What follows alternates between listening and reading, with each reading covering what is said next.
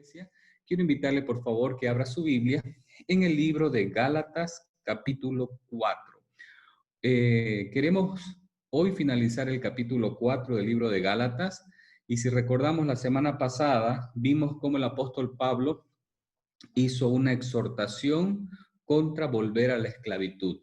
Para el apóstol Pablo la esclavitud era volver a la ley, y él decía que era importante disfrutar la libertad que Cristo nos ha dado a través de la salvación, y que la ley, como lo hemos visto a lo largo de este estudio, de este libro, tuvo un propósito especial como una niñera, un cuidador para prepararnos y mostrarnos la necesidad de un Salvador. Hoy vamos a ver cómo el apóstol Pablo hace un giro en su discurso y empieza a mostrar una faceta muy pastoral, muy amorosa, muy tierna, y termina este capítulo con una alegoría muy interesante. Dicha esta introducción, abramos nuestra Biblia, preparemos nuestros lapiceros, nuestro cuaderno para tomar apunte y empezamos a leer Gálatas 4, versículo 12 en adelante.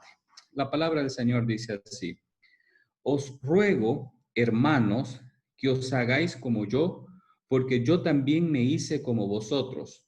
Ningún agravio me habéis hecho, pues vosotros sabéis que a causa de una enfermedad del cuerpo os anuncié el evangelio al principio, y no me despreciaste ni desechaste por la prueba que tenía en mi cuerpo. Antes bien me recibiste como a un ángel de Dios, como a Cristo Jesús. ¿Dónde pues está esa satisfacción que experimentabais? Porque os doy testimonio de que si hubieses podido, os hubiera sacado vuestros ojos para dármelos. ¿Me he hecho pues vuestro enemigo por deciros la verdad?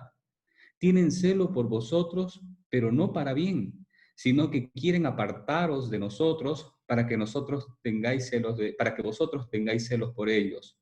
Bueno es mostrar celo en lo bueno siempre, y no solamente cuando estoy presente con vosotros. Hijitos míos, por quienes vuelvo a sufrir dolores de parto para que Cristo sea formado en vosotros. Quisiera estar con vosotros ahora mismo y cambiar de tono, pues estoy perplejo en cuanto a vosotros. Decidme a los que queréis estar bajo la ley, ¿no habéis oído la ley? Porque está escrito que Abraham tuvo dos hijos, uno de la esclava, el otro de la libre.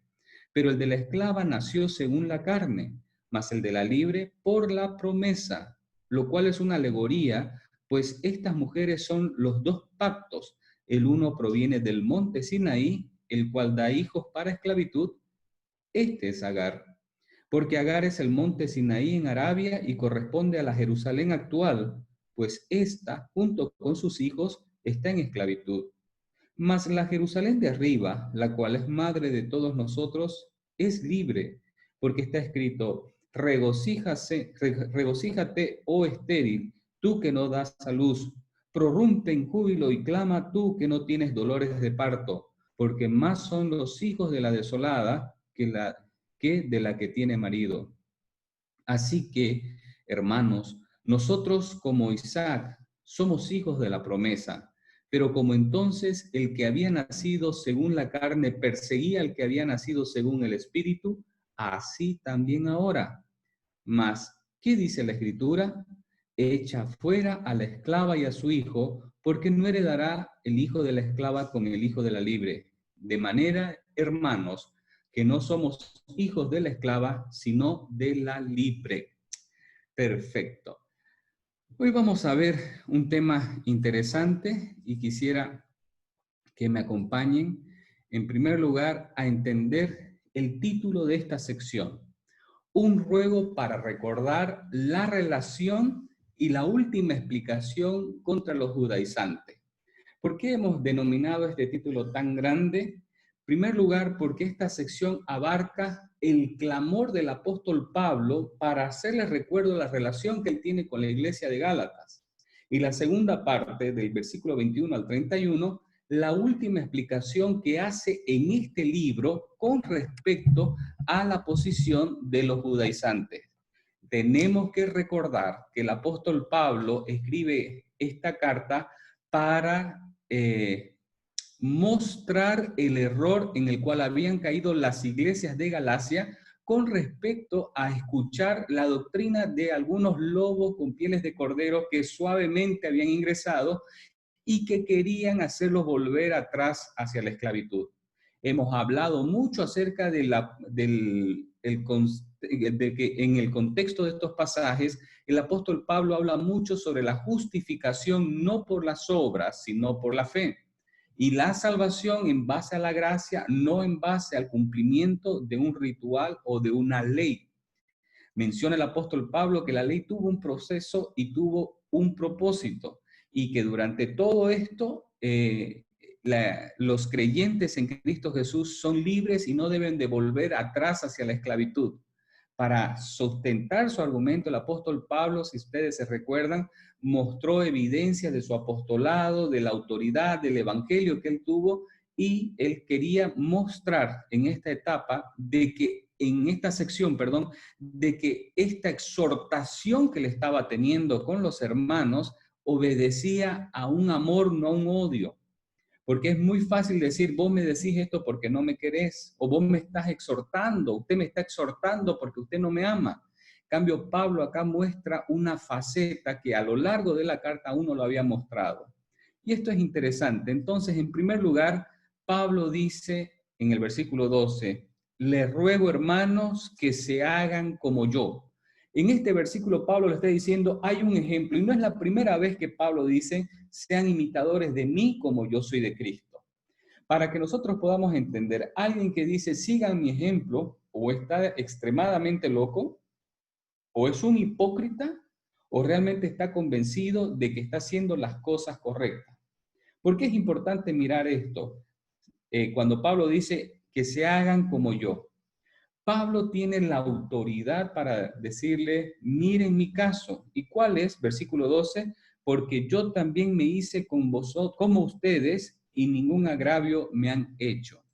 Pablo dice, yo me identifico con ustedes, así que les suplico que ustedes se identifiquen conmigo.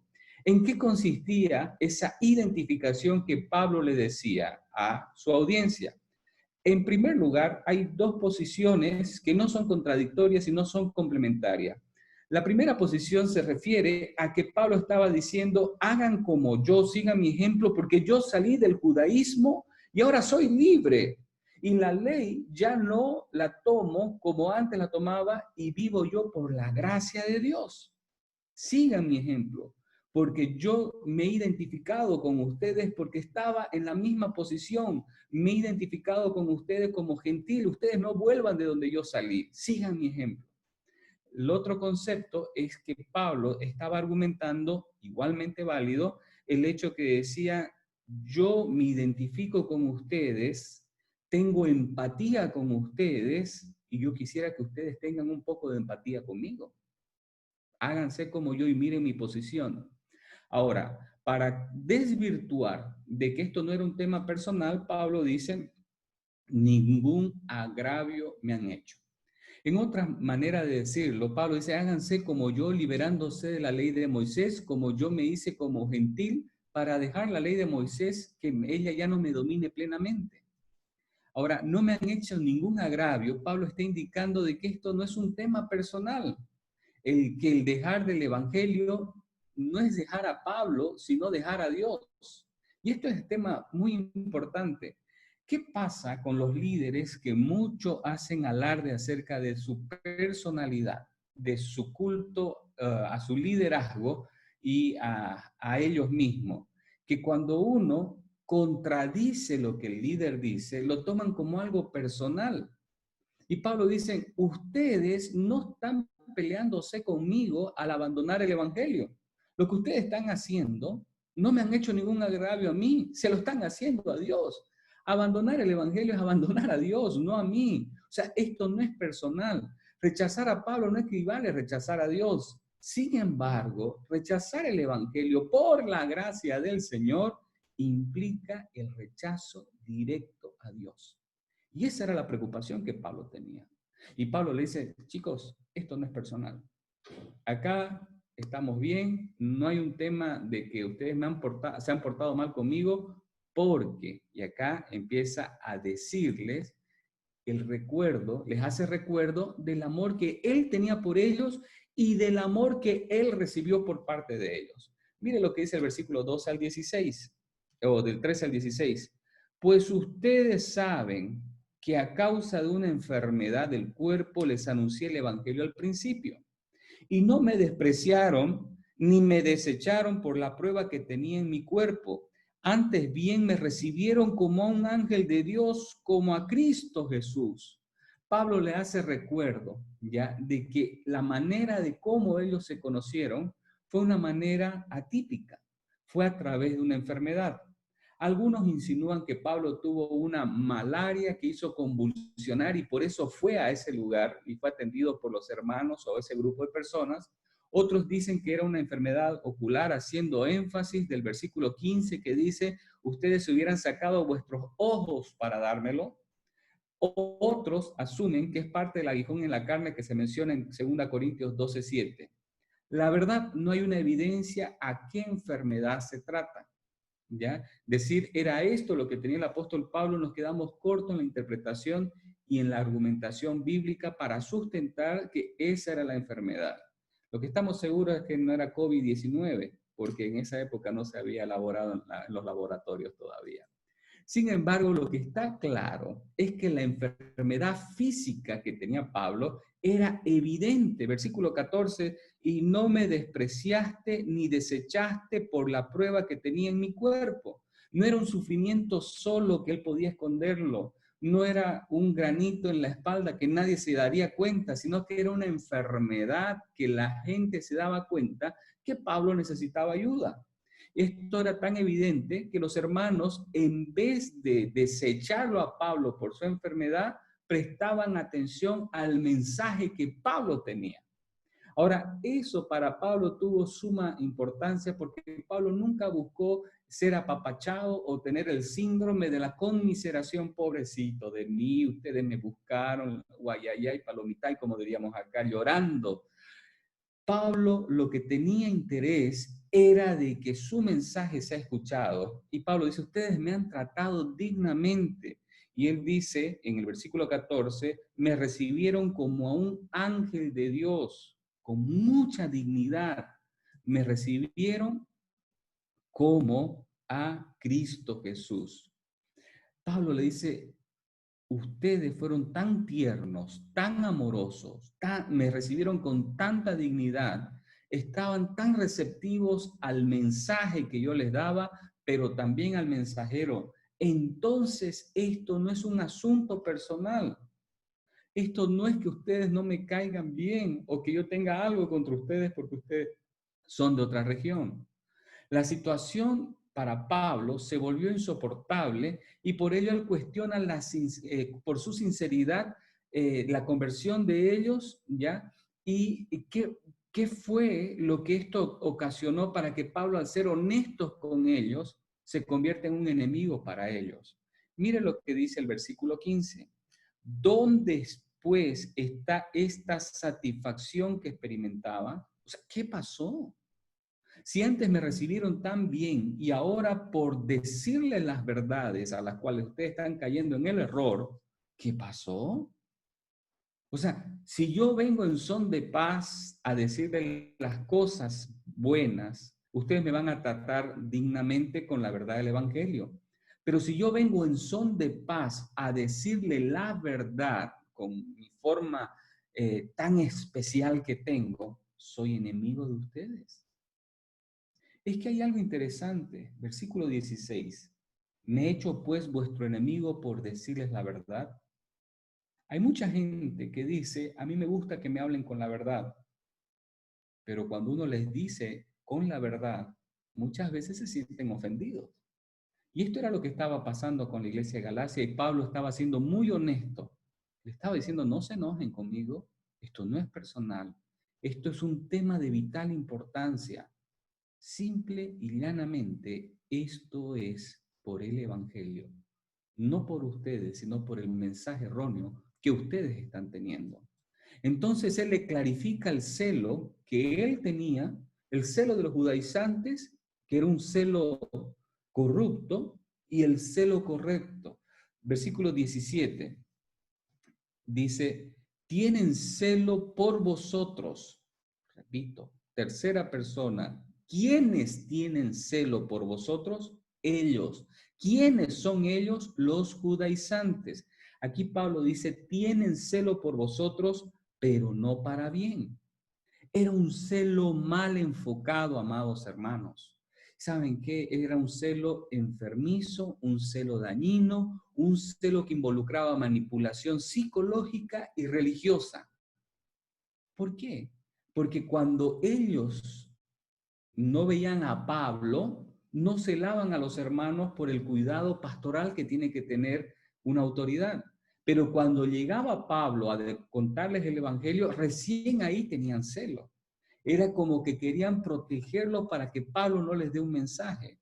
Mira lo que dice el versículo 17. Tienen celo por vosotros, pero no para bien, sino que quieren apartaros de nosotros para que vosotros tengáis celos por ellos. Este juego de palabras nos hace recuerdo de que el celo es bueno mientras está bien enfocado y ese enfoque es un enfoque en Dios.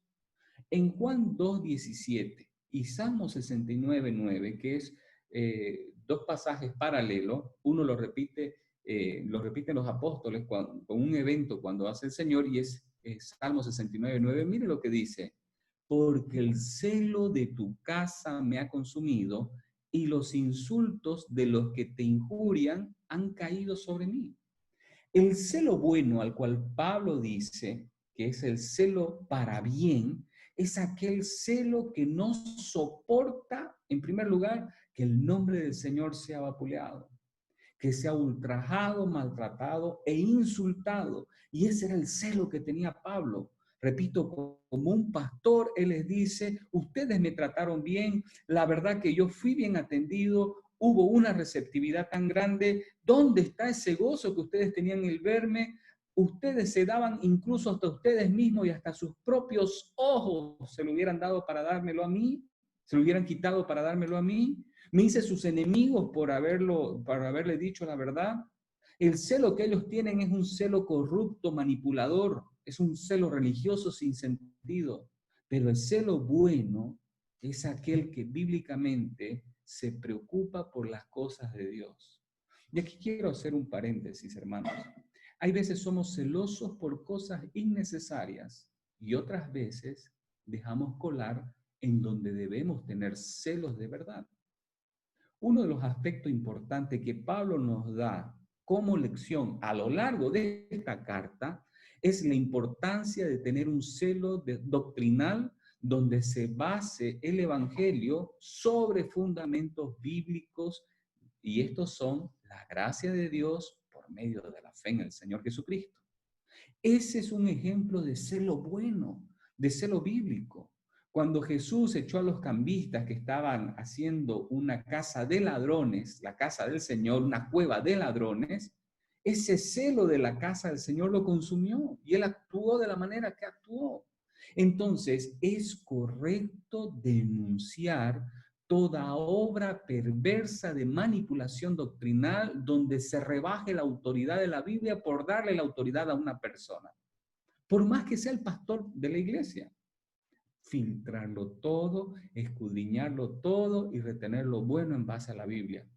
Hermanos, que lo diga esto un pastor es un efecto boomerang porque yo sé que al mencionar esto ustedes tienen que analizarme. ¿Y saben qué? No me ofende, es más, me ayuda. Y cuando he fallado, le he dicho públicamente, hermanos, me equivoqué en esto, porque no somos perfectos. Pero eso es lo que Pablo demandaba de ese grupo de creyentes en las iglesias de Galacia, que tenga un celo bien enfocado. No ese celo malintencionado, que no te juntes con Pablo, porque Pablo acá, Pablo allá. No te juntes con esa chusma, dirían por ahí, ¿se acuerdan? Entonces, ese tipo de celos no es correcto, es celo de camarilla, es celo que no es bíblico, pero el celo por las cosas del Señor es importante. Ahora, el gran anhelo del apóstol Pablo de decir todo esto está en el versículo 19 y 20. Dice, hijitos míos, vamos con calma antes de continuar. Versículo 12. Os ruego, hermanos, ¿notan el amor? Les ruego, hermano. Versículo 19, hijitos míos, hay un lenguaje paternal donde Pablo involucra su relación tan personal con ellos, su amor pastoral, su preocupación, y les dice, hijitos míos, por quienes vuelvo a sufrir dolores de parto. Wow, hermanos, yo no sé cómo, si usted alguna vez participó de un parto normal, ya sea usted como mujer que ha dado a luz, o usted como marido que ha sido valiente y ha sido solidario en esos momentos. Pero esta expresión, dolores de parto, es una expresión que demuestra en primer lugar la cercanía, el sufrimiento, y cuando alguien es testigo de cómo es el proceso de parto, es un proceso dolorosísimo que sufre la mujer que está con esas contracciones. Es tan doloroso, hermano, pero después cuando sale la criatura, hay una mezcla de dolor, pero de satisfacción al ver que ese sufrimiento tuvo una hermosa recompensa. Pablo le dijo, vuelvo a sufrir dolores de parto. Ahí vemos el dolor de un pastor o de un siervo con corazón pastoral. Pablo nos dijo, ¿qué me importa? Lero, lero, candelero, problema de ustedes. Que le vaya bien y que le pise el tren. No, no, no, Pablo no dijo eso. Pablo dice, vuelvo a sufrir dolores de parto. ¿Por qué? Porque la meta que tenía Pablo con estos hermanos era una meta muy clara. Segunda parte del versículo 19. ¿Hasta cuándo va a sufrir esos dolores de parto? Hasta que Cristo sea formado en vosotros. Yo les quiero pedir un favor. Si usted no tiene subrayado esa parte, hasta que Cristo sea formado en vosotros, subraye en su Biblia, porque esa es la meta del creyente. Y un pastor, un líder, un siervo del Señor que está discipulando a otra persona, su objetivo es que Cristo sea formado en la vida de los hermanos. Y el objetivo personal nuestro es que Cristo sea formado en nuestra propia vida para tener esa autoridad de enseñar, esa autoridad de instruir, de formar el corazón de alguien. Hermanos, que Cristo sea formado. ¿Qué quiere decir que Cristo sea formado? Quiere decir que maduren, que crezcan, que como dijo Juan el Bautista, es necesario que Él crezca y que yo mengüe. Prácticamente que el carácter de Cristo sea formado en el creyente de tal manera que la gente asocia a un seguidor de Cristo más que a una persona en sí.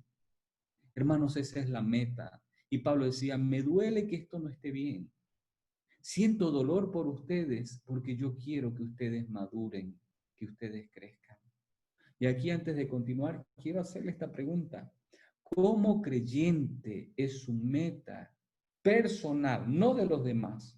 Hoy no es momento en este instante de analizar cómo está Cristo en la vida de los demás, sino cómo está Cristo en mi vida.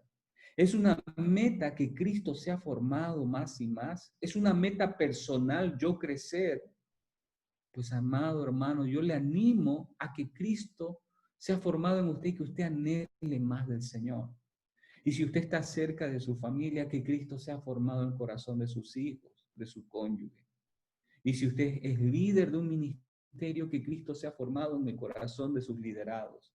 Y si usted es pastor, que Cristo sea formado en la vida de los miembros de la iglesia. La meta es clara. No estamos para entretener. No estamos para jugar a la iglesia. Estamos para que Cristo sea formado. Y eso se logra a través de la enseñanza cristocéntrica. Esto se logra, bíblica y cristocéntrica, perdón. Esto se logra a través de una vida disciplinada, acercándose más a Dios a través de las disciplinas espirituales como la oración, como la lectura de la palabra, la adoración. Y esto se logra a través de ejercer el mandamiento de amar a Dios y amar al prójimo. Hermanos, esa que sea nuestra meta, ya no ser bebés espirituales, llevados por cualquier viento de doctrina, como estaban siendo los hermanos de la iglesia de Galacia, sino creyentes firmes que Cristo se ha formado. Ahora, en el versículo 20, ya, Pablo nos hace recuerdo de esto. Mire lo que dice: quisiera estar con vosotros ahora mismo y cambiar de tono, pues estoy perplejo por ustedes. Pablo le está diciendo, miren, si les parece rudo como yo les escribo, yo quisiera estar cercano para cambiar de tono, porque ustedes me van a ver a mí como soy, que no es por odio, es por amor. ¿Saben por qué, hermanos? Porque yo he quedado asombradísimo de que ustedes estén volviendo para atrás. Estoy sorprendido. Yo no sé si alguna vez usted vio a un amigo después de mucho tiempo y usted vio un cambio en su apariencia personal. Tal vez más gordo, tal vez más flaco, tal vez más canoso, tal vez más pelón. Eso sorprende. Ella no es el mismo,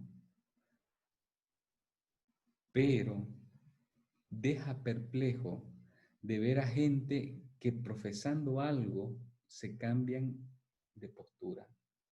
Eso deja perplejo. Y eso era lo que Pablo estaba diciendo. Estoy perplejo de que ustedes, conociendo la verdad, vuelvan para atrás. Entonces, a partir de acá, Pablo presenta el último argumento del libro de Gálatas contra los judaizantes y lo hace de una manera muy especial. Hay una palabra que se llama alegoría, y una alegoría es una representación es una figura de lenguaje y es una representación de un escenario. Ahora, quiero decir dos cosas. En la Biblia encontramos alegoría, pero no como método de interpretación.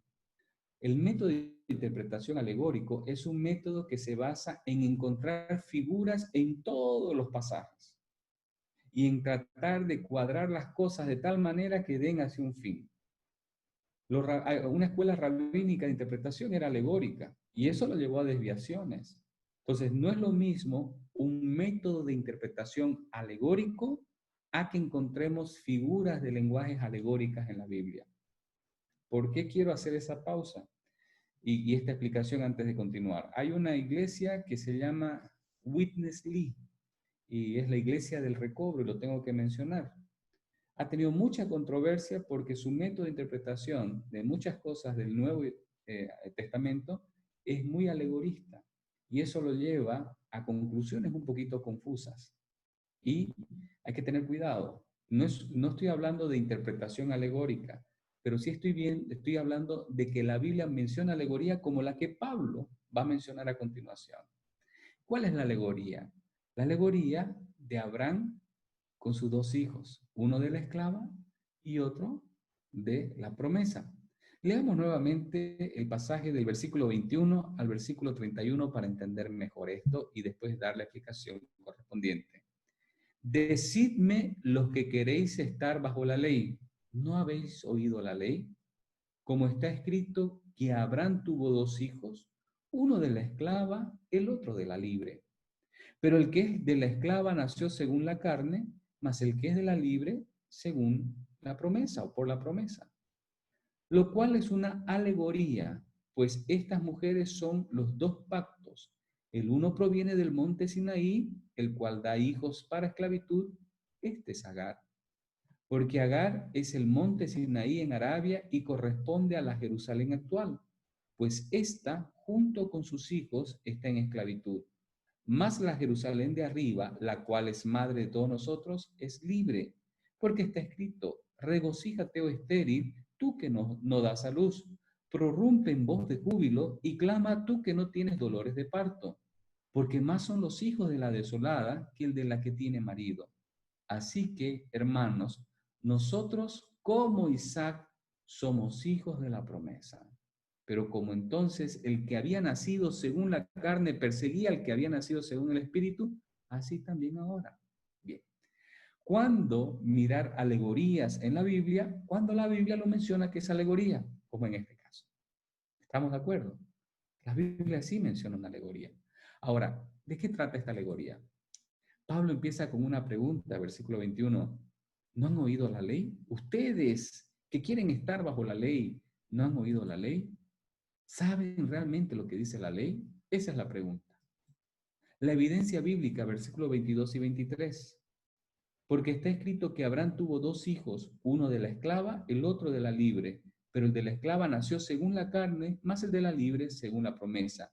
La evidencia bíblica, ustedes conocen la historia de Abraham, de Sara y de Agar, cómo Abraham se llegó a Agar y nació Ismael, y esa no era parte de la promesa era de Dios con Sara, y de ahí nació Isaac. Recuerden, la estéril era Sara.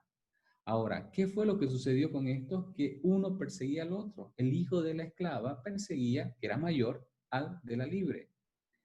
Bien, la evidencia bíblica es esta, la declaración de la ley. La relación de Abraham con dos mujeres forma la base para estructurar la ley, es decir, la promesa o la carne. La interpretación de todo esto, versículos 24 al 27. Las dos mujeres de Abraham, Sara y Agar, corresponden a las dos dispensaciones o disposiciones, perdón, del pacto de Dios. El pacto basado en la promesa es con Sara, habla de una Jerusalén celestial y habla de libertad. El pacto basado según la carne habla de Agar, habla de ley, habla de esclavos, habla de la Jerusalén terrenal. Ahora, ¿cuál es la aplicación de toda esta alegoría? Los que están hoy siendo perseguidos corresponden con aquellos que en el pasado fueron perseguidos también. Esto implica que ambos son hijos de la promesa.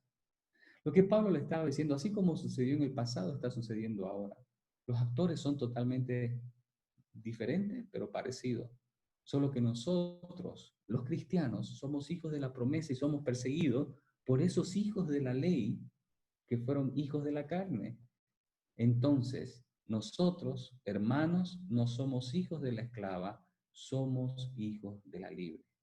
Un buen judío que conocía la historia de Israel entendería perfectamente esta alegoría, insinuando de que la ley es producto de la carne, de que la ley trae esclavitud y que la ley habla de una Jerusalén terrenal. Por otro lado, de que la salvación, ya la gracia en Dios, es producto de la promesa de que nosotros somos hijos de la promesa y que pertenecemos a la Jerusalén celestial, la patria grande de todos los creyentes salvados por la gracia de Dios por medio de la fe en Cristo Jesús.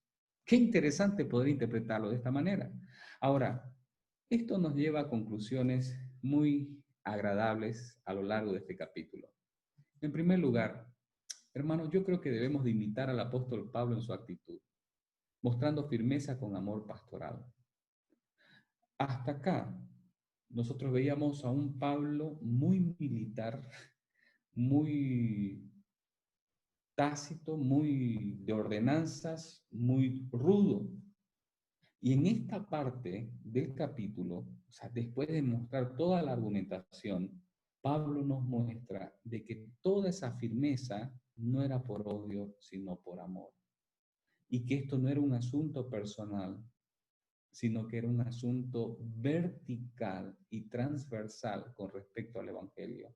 Que si Pablo no defendía esta posición del Evangelio solo por la gracia y no volver atrás por la ley de Israel para cumplir los mandamientos y todo ello, iba a haber una distorsión muy grande con respecto a la fe en el Señor Jesús. Segundo, ese amor pastoral de Pablo al decirle, hijitos míos, yo quiero que Cristo sea formado en ustedes.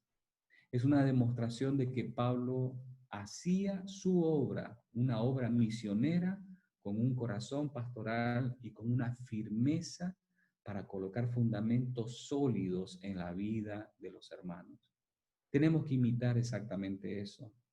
Tenemos que mostrar ese amor por los hermanos para que ellos se den cuenta que nuestra firmeza se debe por amor a ellos.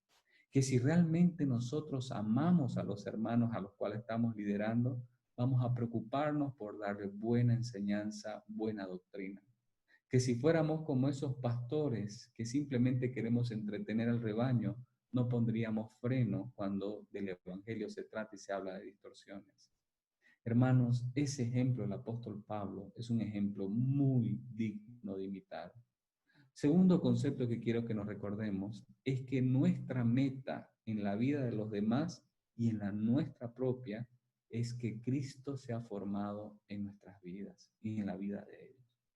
Que reflejemos a Cristo, que la gente pueda ver en nosotros reales seguidores de Cristo, que no diluyamos ese mensaje glorioso, sino que nosotros nos comportemos a la altura de ese glorioso evangelio que hemos recibido.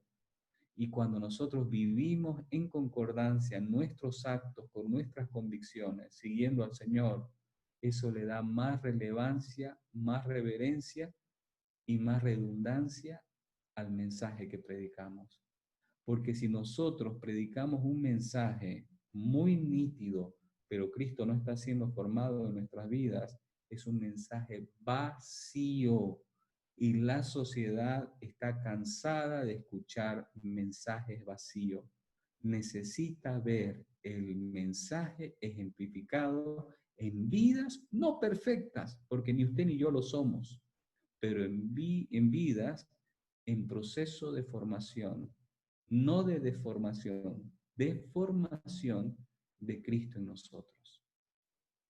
Finalmente, nosotros, así como Pablo menciona esta alegoría de Sara y Agar para dar a entender una vez más acerca de la importancia de no volver hacia la ley, tenemos que nosotros mirar de que las bendiciones que recibimos a través del Evangelio, tenemos una Jerusalén espiritual, una patria grande que nos espera. Ya, eso es una promesa de vida eterna. Nosotros somos libres, no volvamos a la esclavitud ni de la ley ni del pecado. Y tercero, ¿va a haber persecución? Sí, es cierto, pero no lo dijo el Señor Jesús. Bienaventurados somos cuando por causa de Él nos vituperen y digan toda clase de mal, incluso hasta mintiendo. Entonces es buena señal de que haya oposición y nosotros defendamos esa oposición.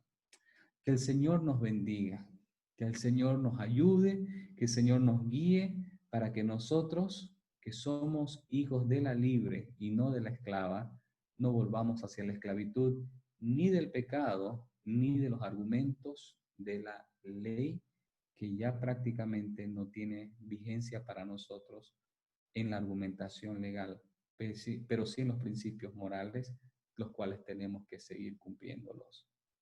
Dios nos bendiga, Dios nos guíe y Dios nos ayude a conocer su palabra y a predicarla en este sentido. ¿Qué es lo que se viene en la escena del próximo capítulo? Capítulo 5, Pablo va a hablar acerca de nuestra firmeza en la libertad que nosotros hemos sido llamados. Que esa libertad no es una ocasión para vivir en libertinaje. Que si hemos entendido la gracia de Dios, tenemos que vivir comprometidos con el Señor. Pablo va a hablar acerca de que nosotros no tenemos que dar lugar al fruto o los frutos de la carne, sino más bien que Cristo va a ser formado en nosotros a medida que el fruto del Espíritu se vaya mostrando y dando en nuestra propia vida. Hermano amado, lo que se viene está interesante, así que el próximo jueves tenemos una cita, no a esta misma hora, sino a las 7:50, pero por este mismo medio. Que el Señor les bendiga grandemente.